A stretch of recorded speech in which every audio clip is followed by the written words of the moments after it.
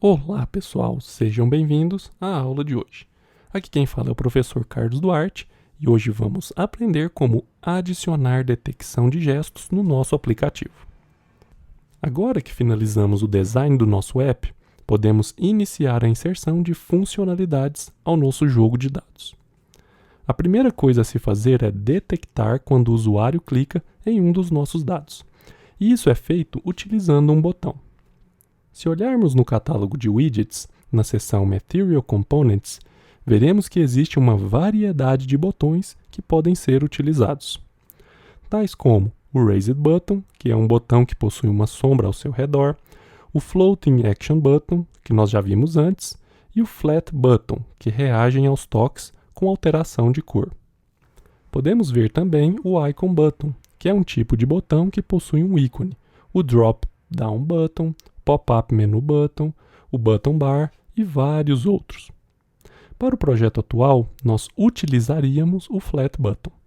Entretanto, se clicarmos no Flat Button, vemos aqui na documentação que ele se tornou obsoleto em versão mais novas, e a equipe do Flutter agora recomenda a utilização do Text Button no seu lugar. Veja também que outros botões mudaram de nome. Por exemplo, o Raised Button agora é um Elevated Button, e o Outline Button agora é um Outlined Button. Se você estiver utilizando uma versão do Flutter anterior a 1.22, o widget Text Button não existirá. Mas não se preocupe, você pode continuar a nossa aula utilizando o widget Flat Button no lugar do Text Button. Caso você possua a versão 1.2 ou superior, recomendamos que você utilize o Text Button a partir de agora. Bom, o local exato de inserção do widget Text Button na árvore de widgets do nosso aplicativo é envolvendo a nossa imagem do dado. Assim, a nossa árvore de widgets final ficará dessa maneira. Para inserirmos o Text Button no nosso código, devemos posicionar o cursor sobre o image, pressionar as teclas Option ou Alt e Enter, e escolher a opção Wrap with a New Widget. E nesse caso, podemos nomear o widget como Text Button. Se quisermos deixar o código mais organizado, podemos inserir uma vírgula após esse widget aqui. E ao clicar em salvar, o Dart irá reformatar o código automaticamente. Assim, vemos claramente que o image agora é um filho do Text Button. Podemos ver que depois que adicionamos o Text Button, o dado da esquerda ficou menor do que o dado da direita. Isso provavelmente acontece porque o Text Button deve possuir por padrão um pouco de preenchimento, ou seja, padding. Mas como temos certeza que é realmente isso? Bem, com o aplicativo em execução, se formos no Flutter Inspector e atualizarmos a estrutura utilizando o botão Refresh, veremos aqui o nosso Text Button. Ao clicarmos nele, temos aqui embaixo um pop-up com todas as propriedades que estão configuradas para o Text Button. E percebam que é uma lista enorme. Algumas delas, como por exemplo o Style ou Label, estão definidas como null. E isso acontece porque nós não definimos nenhum valor para elas. Se clicarmos em qualquer região desse pop-up e começarmos a digitar a palavra padding, por exemplo, veremos todos os locais onde essa propriedade foi definida. Dessa forma, descobrimos que o Text Button, por padrão, vem com 8 pixels de padding aplicado em todos os lados. E é por isso que a imagem que está dentro do nosso Text Button ficou ainda menor. Para solucionar esse problema e termos a aparência anterior, basta removermos o padding que inserimos no código e deixar apenas o padding padrão do Text Button. Podemos então executar novamente o aplicativo e vemos que está tudo ok. Vamos retornar nossa árvore de widgets e procurar pelo padding novamente. Vejam que o widget padding desapareceu e nós temos apenas a propriedade padding que é aplicada ao Text Button. Se habilitarmos o Debug Painting, vocês podem ver que o nosso botão é essa caixa bem aqui, que possui 8 pixels de padding em todos os seus lados. E esses valores são inseridos pelo edInsets.all. Tudo isso, pessoal, é bem similar ao que temos na web. No Safari, por exemplo, assim como em todos os outros navegadores, nós temos algo chamado de ferramentas do desenvolvedor. Isso nos permite clicar com o botão direito do mouse na tela e, através da opção Inspect, nós podemos ver todas as propriedades da página ou de um elemento específico, como a cor, a font family, font size e diversos outros. Vejam que é bem similar ao que temos no Flutter Inspector. Então, quando você passar por algum problema relacionado ao layout do seu aplicativo, utilize o Flutter Inspector para dar uma olhada na estrutura e nas propriedades dos componentes que você está utilizando. Bom, agora vamos remover o padding da nossa outra imagem. E depois vamos inseri-la dentro de um text button. Aqui nós podemos alterar facilmente o tipo de botão que queremos utilizar. Um outro botão muito popular é o antigo Raised Button, que agora é Elevated Button. Esse tipo de botão vem com a sombra padrão, mas não é isso que queremos para o nosso aplicativo. Queremos que a nossa imagem seja o próprio botão, sem nenhuma característica adicional. Então, vamos desfazer essas alterações e retornar ao Text Button.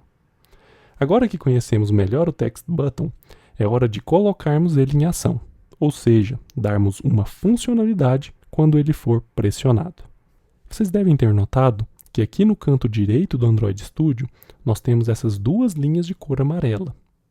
Elas são exibidas como um alerta pelo Android Studio, quando ele detecta que algo pode estar errado no código-fonte. No Dart Analysis, também podemos ver esses warnings. Um outro detalhe importante é que se esses alertas estiverem na cor amarela, o código vai funcionar normalmente. Porém, é interessante dar uma verificada na sua solução. Mas se os alertas forem vermelhos, o código não irá funcionar enquanto o problema não for resolvido. Notem que esses dois alertas nos dizem que a propriedade onPressed é necessária. Além disso, o alerta nos diz quais as linhas que estão com problemas. Se clicarmos duas vezes sobre o alerta ou na mensagem de erro, percebam que o cursor se posiciona automaticamente onde o problema se encontra. E essa é uma forma rápida e simples de navegarmos para o local onde precisamos resolver algo. O Text Button possui uma propriedade que se chama onPressed, e nós ainda não definimos ela. E se vamos utilizar um botão, nós provavelmente teremos que dizer a ele o que deve ser feito ao ser pressionado, não é mesmo?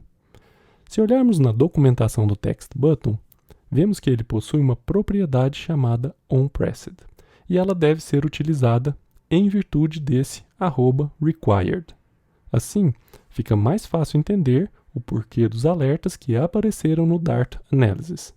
Se descermos um pouco na documentação, podemos ver mais informações sobre a propriedade onPressed. Vemos que ela espera receber algo chamado de void callback quando o botão for tocado ou ativado de outra forma. Se clicarmos no void callback, vemos que ele é algo que não possui argumentos e não retorna nenhum dado. A forma de declararmos isso no nosso código é basicamente inserindo os parênteses vazios, porque não há argumentos ou entradas em um void callback.